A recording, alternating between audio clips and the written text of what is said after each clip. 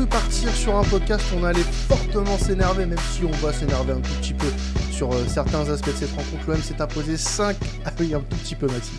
L'OM s'est imposé 5-2 au Vélodrome sur cette deuxième journée. On a eu beaucoup de peur et beaucoup d'énervement sur cette rencontre, mais au final, ça s'est très bien terminé sur les 20 dernières minutes de la rencontre où l'OM a déroulé sur le promu parisien et les Marseillais, du coup, s'imposent 5-2. Et on va parler de ce match à chaud avec Maxime qui est avec moi. Comment vas-tu, cher ami ? Ça va, écoute, ça va très très bien. Victoire, on va dire. Donc, oui, un peu soufflé après la semaine folle qu'on vient de subir. On va en parler de la semaine folle, justement. On va plus parler du match, je ne vais pas vous mentir. Petit disclaimer avant quoi que ce soit. Je pense que beaucoup de choses ont été dites pendant les 7-8 derniers jours. Nous, le but, ça ne va pas être d'en rajouter. On va donner notre avis purement sportif. On ne va pas faire des élucubrations sur pourquoi, comment, etc. Non, parce que limite, voilà. on va pas, voilà, comme tu dis, on va pas se lancer dans des théories du complot. Parce que, on en a vu des fumeuses. Oui.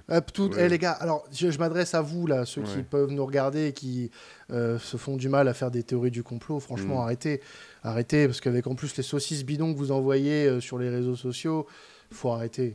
Et puis il faut arrêter de donner du crédit à ces gens-là aussi. Oui, mais surtout, tu vois, moi, ce qui me gêne aussi, c'est que juste avant le match, ça vient de Daniel Bravo, où il dit que... d'ailleurs, soit dit en passant, Daniel Bravo.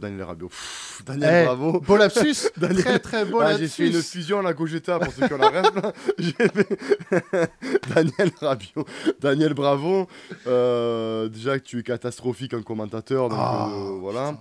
Déjà, commençons par ça. Et puis, quand tu commentes un match de l'Olympique de Marseille, avec tout ce qu'il y a eu sur cette affaire-là, pour pas y revenir, ne commence pas à sortir que l'Olympique de Marseille a voulu se servir d'un phénomène comme ça pour gagner de l'argent avec Rabiot. Tais-toi, en fait. Non, mais il le dit avec certitude, comme si le gars détenait l'info ultime. Tu vois. Peut-être, on le saura. Admettons que ça soit vrai, tu vois, mais c'est pas le lieu, c'est pas le moment. Mais non, mais tu... Non. Et le nombre de fois, franchement, Maxime, on aurait fait un jeu à boire sur le nombre de fois où Bravo a, je vais dire les termes, excusez-moi d'ailleurs, a sucé allègrement Adrien Rabiot.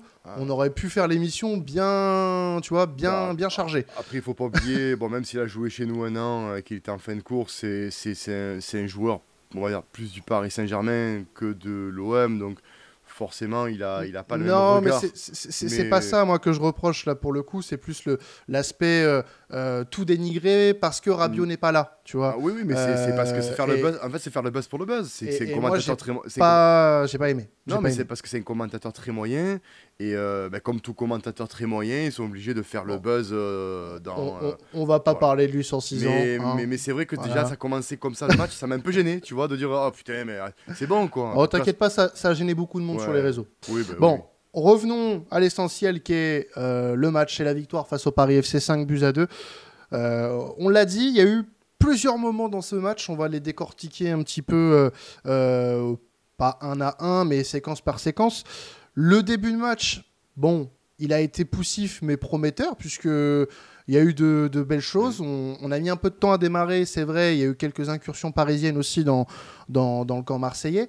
Mais on avait vu dès le début du match des très bons mouvements de la part de Gouiri, Aubameyang notamment, qui ont amené d'une part le penalty et stupeur, on a marqué sur corner. On a... Quand même, ça se fête, les gars, franchement. C'est surtout un but qui, j'ai envie de te dire, qui manquait l'année dernière, ce style de but-là, tu sais, de raccro, le mec bien... À l'expérience. À l'expérience. Et puis au talent, parce qu'il faut quand même arriver à faire ce genre de perf aussi. Mais parce que moi, du perso, je fais ça, je me brise le dos. Claquage. Ah ouais, je me brise le dos. C'est terminé pour moi, je finis chaise roulante. Mais non, mais c'est... Voilà, il nous manquait un mec comme Obama l'année dernière cruellement, et il est en train de nous montrer que même à 36 ans, il n'était pas cramé du tout, parce qu'il a quand même fourni beaucoup d'efforts, des appels, il a été là, quoi. Donc c'est vrai qu'on pouvait dire en première mi-temps, l'association avec Gouiri intéressante, parce que les deux sont quand même très techniques, et c'est quand même deux bons joueurs de ballon. Donc c'est vrai que c'était quand même... Gouiri un peu plus discret quand même sur l'ensemble du match. Beaucoup plus discret depuis l'année de préparation en fait. Ouais. Et j'ai envie de te dire que Gouiri est en train de faire du Gouiri. Est-ce que franchement, est-ce que tu es étonné de voir Gouiri sous-performer en Ligue 1? Il a toujours fait ça, si tu regardes bien. Il a toujours eu des... C'est un joueur qui a toujours eu des creux dans sa carrière. Après, la bonne forme de Pierre-Emerick Aubameyang va compenser ça. Et heureusement, d'ailleurs. Et on remercie le board d'avoir ramené un Pierre-Emerick Aubameyang qui, à 36 ans, est encore dans le meilleur de sa forme. On a l'impression que le gars ne bouge pas. Et doublé à l'origine du penalty sur le premier but. Voilà, il a été très grand. Homme du match, hein, bah oui, on peut le dire. On peut le dire parce que même en deuxième mi-temps où ça a été un peu plus compliqué, ça a été l'un des seuls qui a réussi à se rendre disponible, à essayer de créer des choses. Bon, non, sans succès malheureusement, mais ça a été franchement... alors, pour ceux qui connaissent bien Aubameyang, c'est pas une révélation de le voir à ce niveau-là, mais c'est vrai que la performance globale d'Amine Gouiri peut laisser un peu songeur dans le long terme sur cette saison, enfin du moins sur le court terme déjà, pour commencer, avec le match qui va arriver dimanche prochain contre Lyon. Est-ce que Amine Gouiri va avoir du temps de jeu? Est-ce que ça, on va voir? Parce que la suite du match va raconter une toute autre histoire, et on va en parler tout à l'heure avec Maxime, mais c'est vrai qu'il y a eu ces deux buts. Il y a eu ces deux buts qui nous ont mis dans une bonne position parce qu'on était bon sans plus. Mais derrière, voilà, il y a eu aussi ce problème en première mi-temps, Maxime, c'est que en ayant le ballon, on a été, encore une fois, et je trouve que c'était encore plus exacerbé qu'à Rennes, c'est qu'on mettait trop de temps, encore une fois, à construire. Alors ça s'est vu énormément avec les deux centraux qui mettaient un temps fou à donner leur ballon, surtout Egan Riley. Alors Egan Riley, c'est simple, il avait le pied sur le ballon et il attendait 10 secondes. Ah oui. Voilà, c'était insupportable de voir ça. Avait-il une solution, clairement?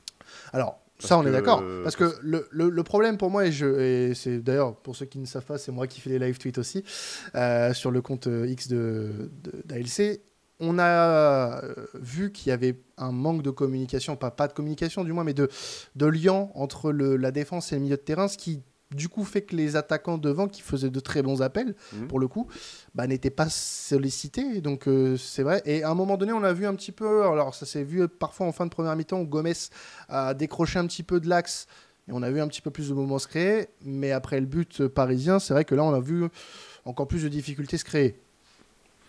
C'est compliqué. Déjà, si on regarde la composition comme elle était, ça ressemblait plus à un 4-2-4 qu'un 4-4-2 ou un 4-4-3. Donc c'était avec un Weah qui ne jouait pas à son poste, il faut le dire, parce que quand j'entends il a dépanné.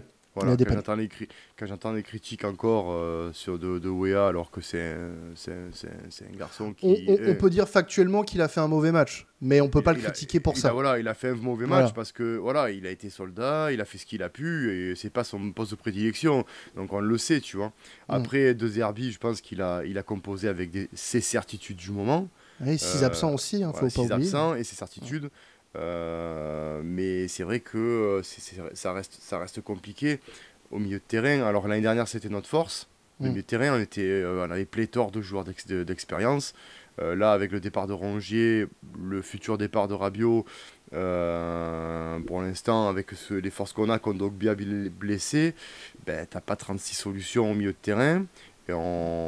J'avais dit lors du dernier live, il va falloir que peut-être le miracle passe par la jeunesse. Quand on parlera de la seconde mi-temps, on verra que pour le moment, ce miracle, on verra s'il va continuer. Mais c'est vrai que moi, je me suis inquiété parce que tu l'as dit si bien. La défense, déjà, elle est en construction totale parce que c'est vrai que Egan Riley débute vraiment au très haut niveau, donc il faut lui laisser le temps, il est très jeune. Je serais moins, on va dire, indulgent avec Murillo et Garcia qui, pour le coup, eux, étaient à leur poste. Une catastrophique. Surtout Garcia. Parce que Murillo, tu sens quand même qu'il en a sous le ballon. Même s'il a été pas très bon, mais il a quand même fait quelques actions, on va dire, à son crédit. Le seul truc qu'il a fait de différent, c'est qu'il a un peu plus apporté Là, offensivement. voilà, mais tu sais, voilà, mais c'est tout, hein, parce que c'est on doit faire un Ouais, comparatif. voilà. Hein. Mais Garcia, je pense que Kebal, Il va en faire des cauchemars. Hein. il a, Oh là là là là là là là. mais Kebal, qui d'ailleurs est formé au Burel, Ouais. Kebal qui lui a fait l'amour sans préliminaire pour pas citer, pour pas citer Omar Da Fonseca, mais c'est la vérité. Sur le second but. Sur le premier but pardon, du Paris FFC, d'ailleurs, il marque un très beau but, hein, Kebal. Hein. Magnifique. Ouais. Garcia qui défend encore ces espèces de défense en reculant avec. Alors c'était Weah. C'était Weah. C'était Wea. Alors, Mm. autant pour moi, mais tu vois. Mais Garcia était pas bien placé. Voilà, non plus, quoi. côté gauche, c'est pas Wea de défense. Enfin, tu vois, d'ailleurs, il a tout le temps été pris de vitesse sur chaque balle, sur chaque prise de balle. D'ailleurs, Ouais. on va dire que le danger numéro un du PFC passait par les côtés. Hein. On l'a vu avec Moses qui, pareil, qui fait une frappe, qui a failli faire une kebal, mais bon, qui va marquer derrière le but du 2-2. Mhm. Mais c'est passé par les côtés, quoi. Hein. Donc, il va falloir travailler, recruter à gauche. Je pense que Ah oui. maintenant, le chantier, ça va être un milieu de terrain relayeur et Voire deux. voire même deux. Ouais, voire même deux.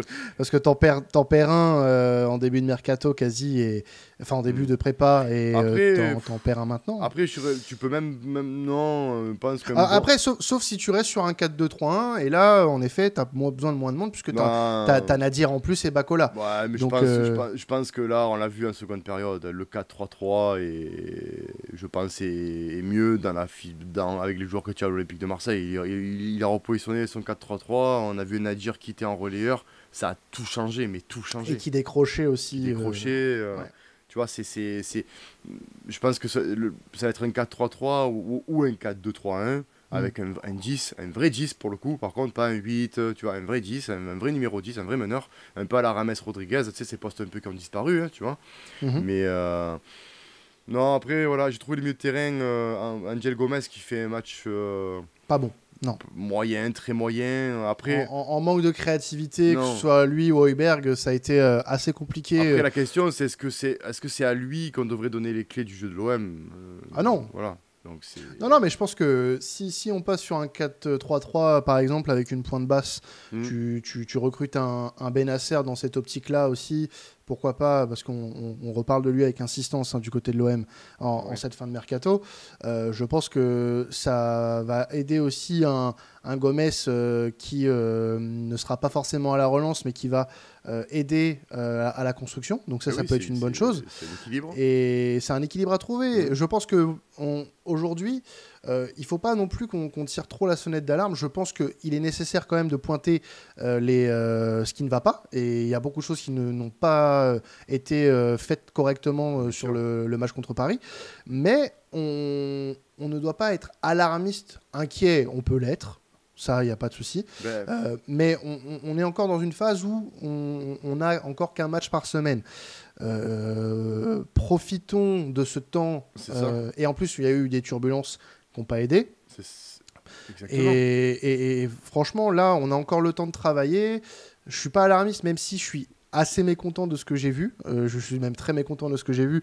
Quand je vois en deuxième mi-temps où on n'est pas loin d'en prendre 4 en deuxième. Ah, le Rouli, alors, à un moment donné, aussi, il va falloir parler un petit peu de Geronimo Rouli sur le début de saison, sur les 2 premiers matchs où il est... Alors, le premier match contre Rennes, bon, non, très bon. Non, il est très bon. Voilà, très bon, il n'y a pas de souci.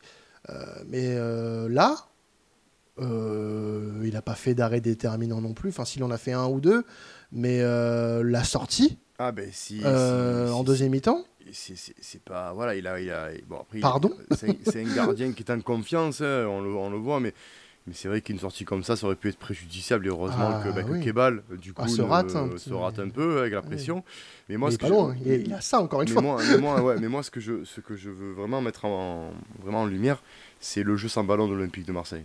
Parce que le jeu avec ballon, on l'a vu sur certaines séquences, c'est plutôt bien maîtrisé. C'est plutôt bien maîtrisé, sauf bien sûr en première mi-temps où on voit que en fait, ils étaient 4 voire 5 au milieu de terrain côté parisien, contre 2 nous côté marseillais, parce que Gouiri redescendait pas assez, et puis tu avais un manque aussi de talent, parce que là, il faut être Xavi ou Iniesta pour pouvoir se sortir de 5 joueurs comme ça. Mm. Donc il manquait vraiment du monde au milieu de terrain, et on l'a vu en deuxième mi-temps avec l'apport de Nadir dans un milieu à 3. Les Parisiens ne savaient plus. Voilà, Nadir a complètement redéfini la tactique, en fait. De Zerbi a complètement redéfini la tactique avec Nadir, est revenu sur son schéma préférentiel, et on l'a vu. Mais le jeu sans ballon est catastrophique. Les pertes de balles, qu'on avait, il y avait 4 ou 5 secondes où l'Olympique de Marseille est apathique, sans suivi des occasions de but où le PFC a bien joué le contre, a bien joué les attaques du Paris FC, étaient très, très bien, très bonnes. On ne peut pas dire que ce soit des attaques approximatives, même si à la fin, bon, ben, tant mieux pour nous, c'est soit au-dessus, soit manqué.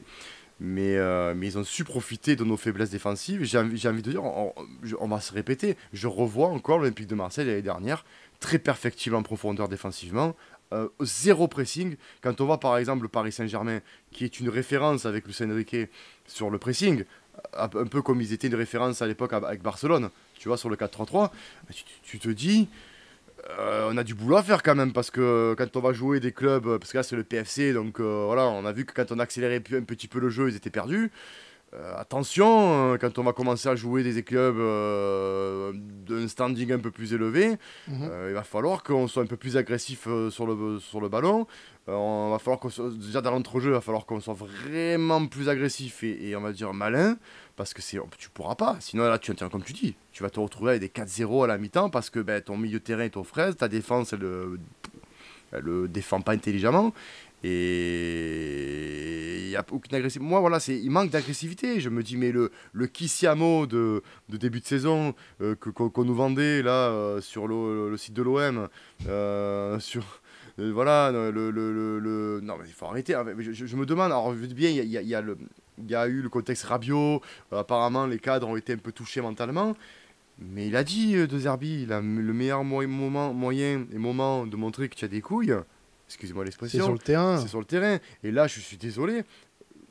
Tu as passé, on va dire, cumulé 1 heure de jeu on va dire, à subir contre un promu. Alors attention, il y a des talents en face.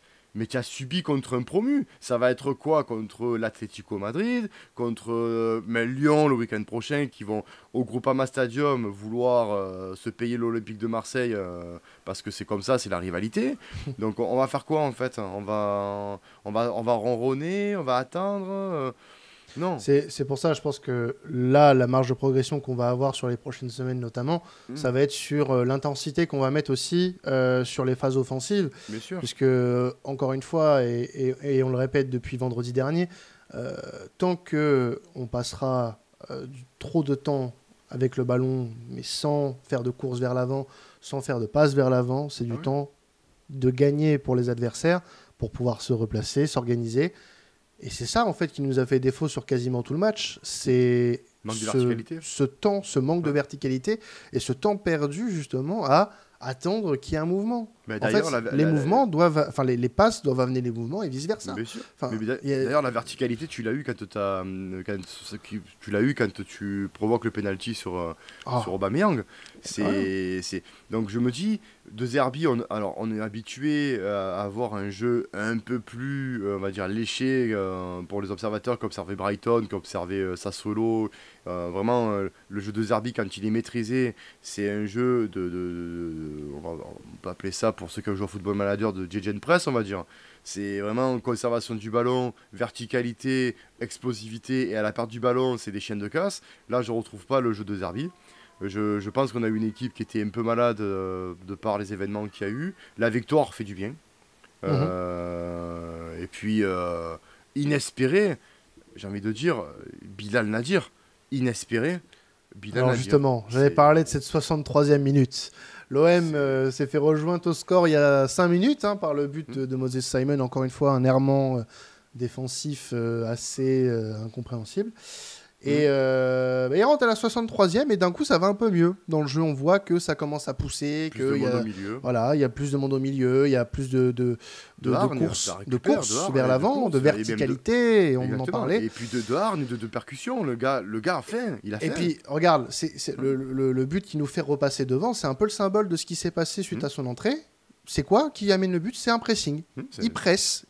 Alors le pressing n'est pas fort mais suffisant pour que... je crois que c'était Otavio ou Embo, je ne sais plus, qui perd le ballon côté parisien. Mais il a juste eu à toucher un petit peu le ballon. Ça y est, allez, sur Aubameyang. Aubameyang en une touche, but. Voilà. Terminé. 3-2. Et puis même sur le but de Højbjerg, c'est... Belle patate, d'ailleurs. Oui, bah, ça c'est Pierre-Emile. Hein. Il a mis. Moi, je me rappelle encore de la patate contre nous, tu vois, avec Tottenham. Donc, je sais que c'est quelqu'un qui, dans les 16,50 m. Mais ouais, je pense que il a ramené aussi beaucoup de comment dire, j'allais dire de percussion, mais on parlait de. Non, je parlais de Nadir. Ah, Nadir. Ben, Nadir, il a mené ce que l'Olympique de Marseille en première mi-temps n'avait pas, c'est-à-dire de la hargne. C'est-à-dire la faim, c'est-à-dire de jouer tout simplement au ballon, de prendre du plaisir. Tu es dans ton stade, 65 000 spectateurs, c'est la deuxième journée, donc première journée au Vélodrome. Tu joues contre un promu, tu te devais d'assumer ton statut de prétendant au titre. Parce qu'il faut arrêter maintenant de dire que l'Olympique de Marseille, deuxième place, non. On est à l'Olympique de Marseille, on est prétendant au titre. Et au-delà de l'entrée de Nadir, ce qu'on peut souligner, c'est la bonne entrée en jeu des jeunes. Exactement. Des jeunes, parce que Nadir, 30 minutes exceptionnelles.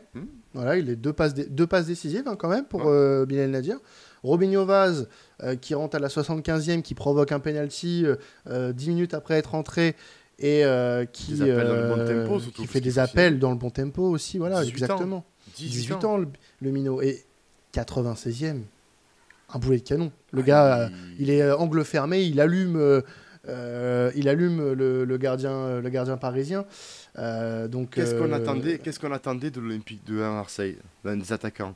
Tout ce qu'on a vu sur les 25 dernières minutes du match. Exactement, ne pas se poser de questions.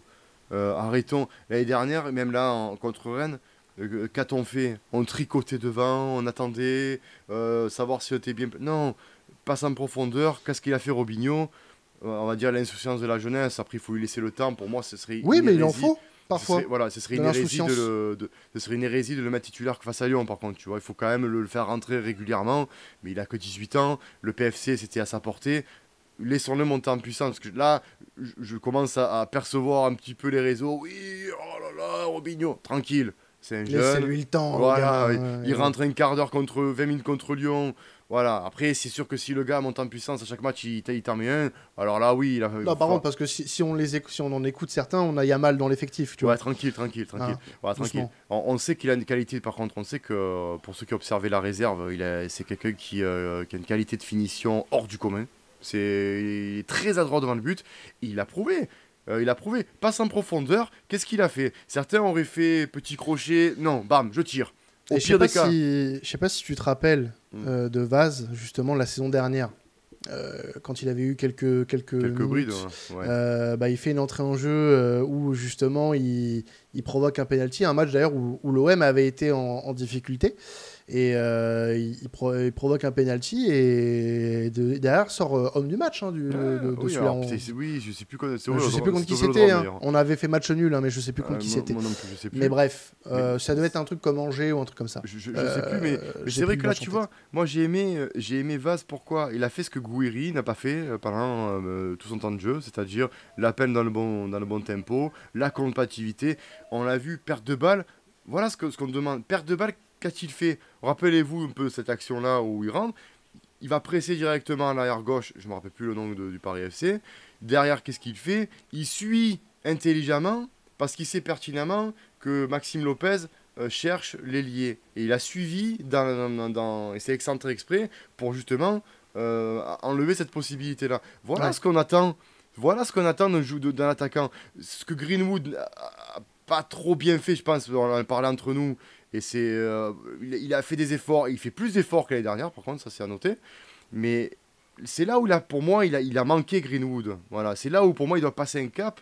C'est que quand tu perds la balle, il faut que tu ailles presser de suite et il faut que tu sois intelligent dans ton replacement défensif. Si Greenwood fait ça cette année, je pense que là, on a un Greenwood inarrêtable. Il lui manque que ça, ce mec. On aura besoin de lui, de toute façon. On aura besoin de lui. On rappelle que c'était le meilleur buteur l'année dernière de l'équipe. Mais je veux dire, c'est vrai. Regarde, mais c'est pas anodin, ce genre d'action. Si tu as un attaquant qui fait ça, si toute ton équipe fait ce genre de pressing-là, quand tu perds le ballon sur ces phases sans ballon, mais tu seras, on va dire, imbougeable. Moi, quand j'ai vu Robin Novas faire ça, je pense que, pour ceux qui se rappellent de l'action, je sais pas si toi, Quentin, tu vois de quoi je veux parler. Oui. Quand je l'ai vu faire ça à son âge, je me dis, putain, mais c'est pas possible. Mais pourquoi Gouiri ne le fait pas? Lui, il a compris. Je pense que Vaz, en fait, a compris vraiment ce que De Zerbi demandait sur le jeu sans ballon. Maintenant, c'est le début de saison. C'est la phase de rodage, j'ai envie de dire, même si le 3/4 de l'effectif est quasiment le même. Donc pour moi, le rodage n'est pas une excuse, je te dis clairement. Mais 5-2, je pense que maintenant, De Zerbi, pour le match prochain, ne doit plus faire ce 4-2-4. Je pense. On va arrêter les frais. Ouais, arrêtons. Le 4-3-3 ou le 4-2-3-1 avec peut-être pourquoi pas un Nadir en position de milieu axial un peu libre. Pourquoi pas.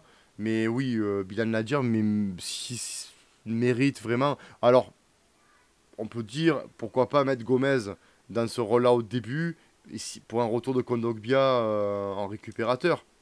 Pourquoi pas aussi. Attention. Mais 3 milieux de terrain, je pense que c'est le jeu de l'Olympique de Marseille cette année, complètement. Non, mais bon, je pense qu'on a pu voir sur les 25 dernières minutes quelque chose qui pouvait être intéressant avec ce milieu transformé à 3. Bien sûr. Donc, à voir. Ça peut être une piste, en tout cas, de réflexion pour De Zerbi et son staff avant le déplacement à Lyon dimanche. En tout cas, il y aura 8 jours pour le préparer, ce match-là. Donc, un temps non négligeable dont on n'aura pas forcément cette saison avec la Ligue des Champions.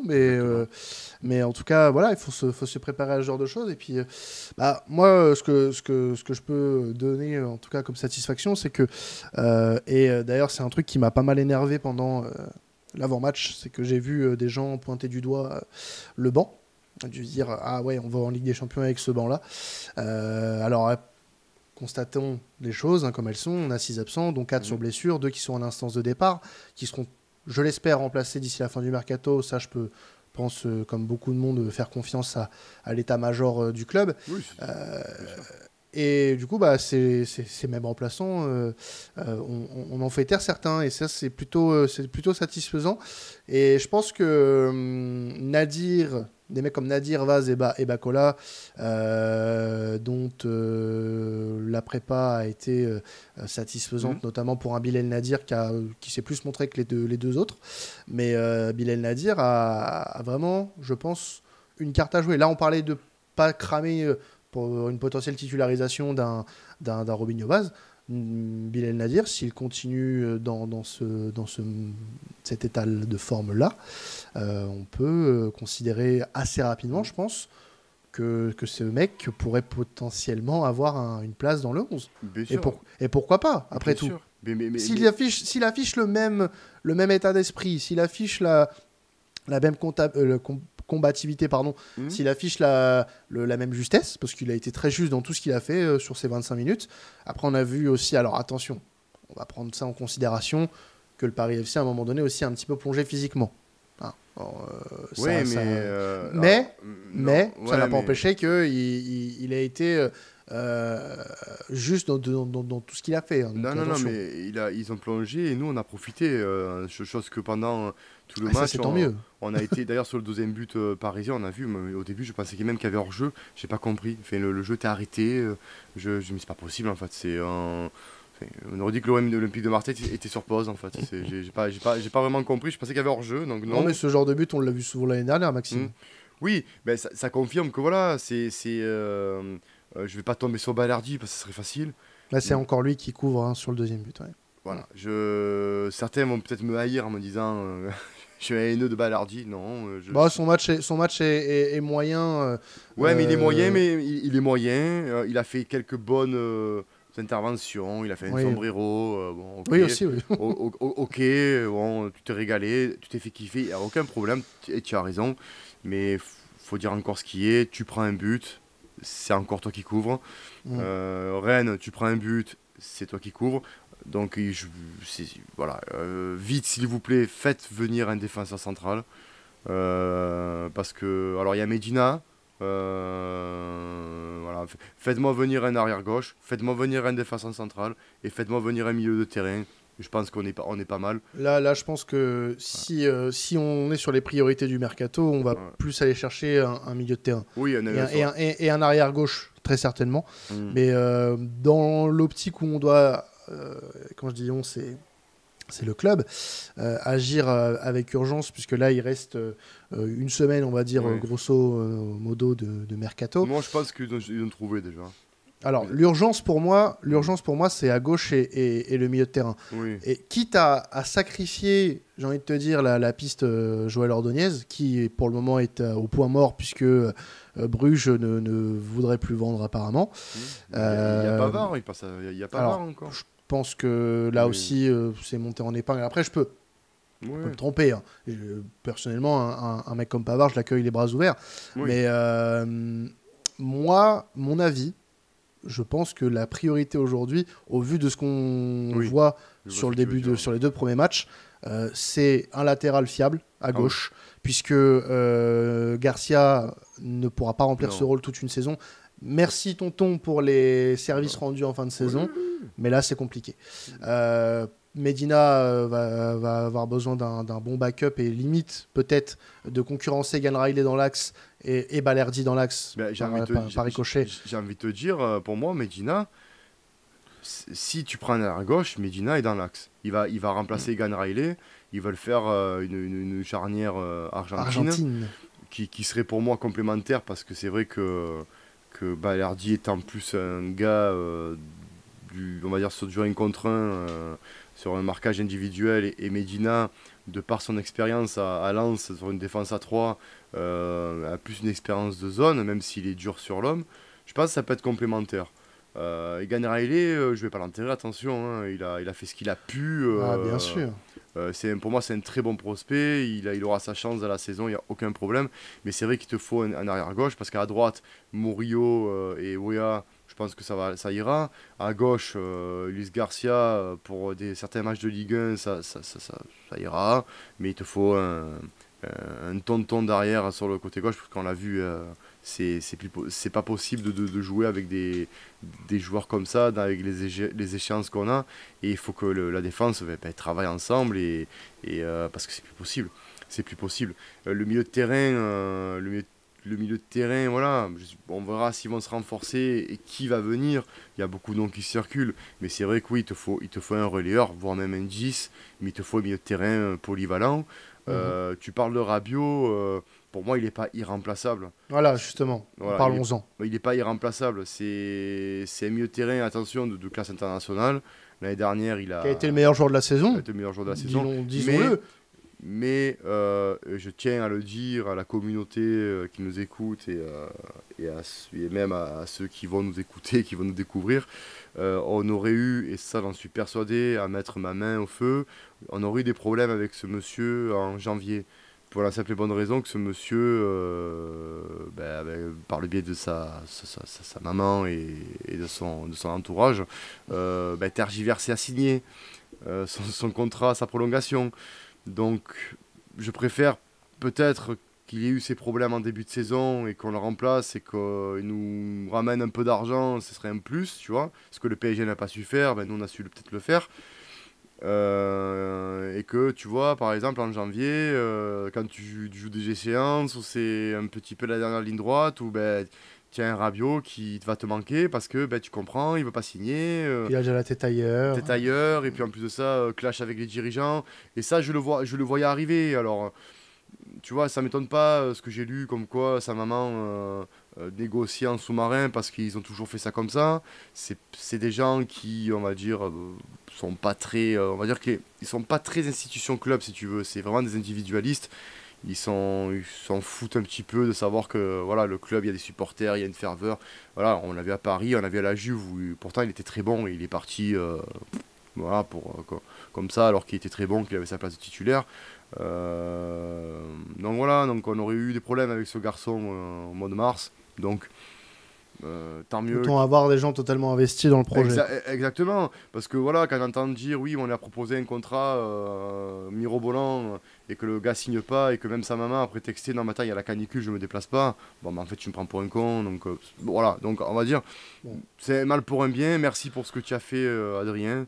Après, oui, voilà. Voilà, merci. Voilà, merci, tu as respecté le Mais maillot. Tu n'es pas irremplaçable. voilà. Il y a des jeunes, des joueurs qui, je pense, vont éclore. Nadir, j'espère qu'il va continuer comme ça. Attention pour la commune. Moi, je ne le titulariserai pas à Lyon parce qu'il faut quand même lui laisser aussi, à lui aussi, quelques temps. Parce qu'on a vu avec Jonathan Draw, par exemple, qui était très bon en rentrée de match et mauvais titulaire. Donc voilà, on va y laisser un petit peu le temps à lui aussi. Pourquoi pas, comme j'ai dit, à Lyon, pour partir avec un milieu à 3 avec Kondo Gbia s'il est disponible, et frais, Højbjerg et Gomez. Gomez dans ce rôle un peu de milieu dans l'entrejeu, avec 2 récupérateurs, et voir un peu comme ça évolue. Et voilà, et c'est vrai que si Nadir rentre et refait la même presta, Ouais. ben là par contre il va falloir se poser des questions. Et Robinho Vaz, ben, prometteur. Et j'espère vraiment que cette année, ben, on pourra faire éclore une pépite de chez nous, parce que c'est vrai que c'est... Ça serait bien. Moi, moi, franchement, je vous dis, sur les déplacements, et on le sait, on a vu Quentin, j'ai trouvé propre, j'ai trouvé mature dans son placement. C'est vraiment voilà, à suivre. Mais bravo à la jeunesse qui nous a sorti de notre torpeur. Parce que Ouais. c'est vraiment... Ils nous ont sorti d'un marasme dans lequel on était englués depuis vendredi soir la semaine dernière. Ah ouais. On aurait failli s'y engouffrer encore un peu plus là. Mais merci, on va passer un bon week-end grâce à oui, vous. mais on jouait avec le frein à main. Je pense qu'il y avait la peur, il y avait un contexte, il y avait l'enjeu, la pression. Même De Zerbi, je sais pas si tu le vois, De Zerbi, il était éteint sur le... Et puis peut-être aussi, alors bon, ça a été dit beaucoup aussi sur les réseaux, peut-être un peu moins de plaisir à retrouver le terrain que la saison dernière. Alors, je parle par rapport à ce qui s'est passé sur les 7 derniers jours. Peut-être que, alors je parle pas d'appréhension forcément, pas par rapport au Vélodrome, parce qu'on a vu que là, bon, les joueurs ont eu le mental nécessaire pour renverser la vapeur. Mais peut-être que les événements de cette semaine ont peut-être un peu altéré en effet le moral des troupes, hein. ce qui est tout à fait normal, je pense. Maintenant, je pense qu'il faut encore un peu de temps pour laisser tout ça derrière nous, Oui. que les joueurs laissent ça derrière eux, du moins. Et ça pourrait peut-être prendre plus de temps que prévu, mais en tout cas, si on passe par des résultats comme ça, même si c'est compliqué, les résultats, en fait, la manière va importer aussi, parce qu'on va aussi être critique là-dessus, bien évidemment. Mais je pense que pour le moral des troupes, dans le premier temps... Et on gagne 5-2 quand même, hein, parce que là Ouais, on parle, mais on gagne gagner largement, oui. c'est aussi bon pour le moral. Et je pense aussi une chose, et puis, d'ailleurs, gagner largement, ce que l'OM a fait beaucoup, la saison dernière aussi, il ne faut pas l'oublier.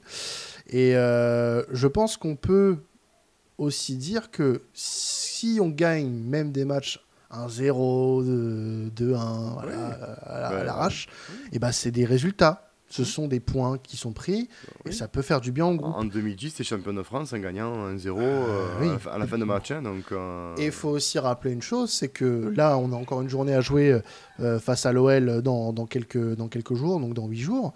Après, c'est la trêve internationale déjà. Pendant 2 semaines, il n'y aura pas de match pour l'OM. Et ces 2 semaines vont permettre de récupérer potentiellement Pekchao. Medina. Voilà. Medina qui risque de revenir, enfin qui risque pas, qui reviendra parce qu'on a annoncé 3 semaines pour lui. Wea sera de retour peut-être sur le côté droit. Il y aura l'occasion de travailler beaucoup de choses. Et d'ici là, on aura aussi la fin du mercato. Donc avec très certainement les supplémentaires. Bien sûr. On espère en tout cas qu'il y en aura parce que bon. Là, si on n'a pas d'arrivée supplémentaire, ça risque d'être compliqué. J'espère vraiment que déjà j'espère qu'Adrien Rabiot sera rapidement vendu parce que on peut pas garder un joueur comme elle a fait pour Chancel Bemba en réserve comme ça avec le salaire qu'il a. Donc ça serait préjudiciable, même pour le groupe, la vie du groupe, tu vois, ça serait pas au top. Donc j'espère qu'il y aura une issue favorable pour Adrien Rabiot, et derrière qui pourra aussi, quand je dis issue favorable, c'est dans demain, parce que comme tu dis, le mercato c'est fini bientôt. Ah bah donc, oui, dans quelques jours. Hein. Voilà, donc j'espère que demain ou après-demain, grand max, Rabiot sera transféré comme ça s'est passé pour Jonathan Rowe, tu vois. Donc déjà on récupère, comptablement on récupère un peu d'argent pour Rowe.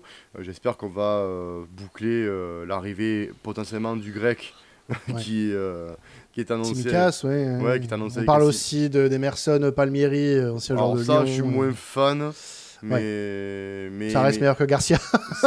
Oui, non mais en même temps, oui, bien sûr, mais bien évidemment. Même Merlin était meilleur que Garcia, hein, tu l'as laissé partir. Voilà. Ouais. Mais oui, après, je préfère mieux, comme tu dis, Tsipas, je préfère mieux ce Tsimikas. Tsimikas, ouais, je l'ai tué. Je préfère mieux ce joueur-là que. Parce que bon, pour Liverpool, il a quand même montré de bonnes choses. Et il est en concurrence avec un Andrew Robertson qui est l'un des meilleurs latérales gauche du monde. Ah bah voilà, rien que ça. Mais voilà, mais il faut aimer le terrain. Et là, j'espère que déjà le grec va venir. Et j'espère que Benacer va arriver, moi personnellement, parce que je reste persuadé que Benacer. Je pense. S'il est dedans, c'est bon. Je pense. Mais oui, alors, je pense. Vu, il y a tout pour lui. Il est libre. Il est libre. Je crois qu'il est libre. Ouais, non, il est encore en contrat, en contrat avec Milan. Je pense, voilà, il y a Milan veut Rabiot, donc peut-être pourquoi pas l'inclure. Enfin, il y a possibilité. Puis Allegri le veut, donc. Voilà. Après, c'est vrai que tu l'as dit, un Benacer qui reprend le Benacer du Milan AC qui était transférable à Manchester City il y a 2 ans de ça, les gars, il n'y a pas si longtemps. Hein. Pour 70 millions, il le voulait. Hein. Donc, si on reprend ce joueur-là, demain, je le signe demain, il n'y a aucun problème. Mais le Benacer de 6 mois. Bon. En tout cas, voilà. Mais il y a des choses encore à travailler. Oh oui, il y a des choses à travailler. L'OM est en rodage, l'OM débute son championnat. Il ne faut pas quand même oublier qu'on sort d'une crise institutionnelle. Voilà, donc on gagne quand même 5-2, on aurait pu prendre le bouillon, donc c'est très bien. Maintenant, place à l'Olympico et j'espère que premier gros test de la saison. Premier gros test, bien sûr, parce que Lyon sont dans la même configuration que nous l'année dernière, c'est-à-dire 0 Europe. Et a bien démarré son championnat en gagnant à Lens. Voilà, on va voir ce qu'ils vont faire, ce week-end, mais je veux dire, ça reste une équipe à se méfier parce que Fonseca, c'est quand même tactiquement, c'est pas dégueu. Ils peuvent quand même s'appuyer sur un centre de formation de qualité. Le centre de formation lyonnais est plus à citer, hein, on sait que c'est une référence. Ils ont gardé quelques joueurs sympathiques aussi pour le moment. Voilà, sympa malgré tout. Donc non, il faut vouloir performer contre l'Olympique de Marseille parce que c'est comme ça, on est après Paris, on est l'équipe à abattre. Donc attention à ce match-là. Mais d'un côté, tu vois, je me dis, vu on peine face aux équipes qui jouent bloc bas, parce qu'on n'a pas l'habitude. Ça sera différent à Lyon. Ouais, c'est ça qui me fascine sur ce match-là, c'est que je pense que la physionomie sera différente. Lyon ne va pas rester à 11 derrière chez lui. Non. Donc, mais par contre, voilà, attention défensivement. Il faut vraiment travailler. J'espère que De Zerbi va psychologiquement remettre certains cadres sur les bons rails parce que là, c'est compliqué. Ça joue avec le frein à main. On voyait qu'ils avaient peur en fait. Hein, on sentait qu'ils avaient peur. On aurait dit qu'on jouait la relégation. C'est la vérité. Hein. C'est la vérité. On espère qu'on verra un autre visage quand même tout au long du match lors de l'Olympico. On va se quitter là-dessus. Maxime, merci beaucoup. Merci beaucoup de nous avoir écoutés et ou regardés d'ailleurs si vous êtes sur YouTube, parce que oui, maintenant si vous souhaitez nous regarder, on est en podcast vidéo également sur YouTube et bien sûr comme d'habitude sur vos plateformes de streaming habituelles comme vous les connaissez.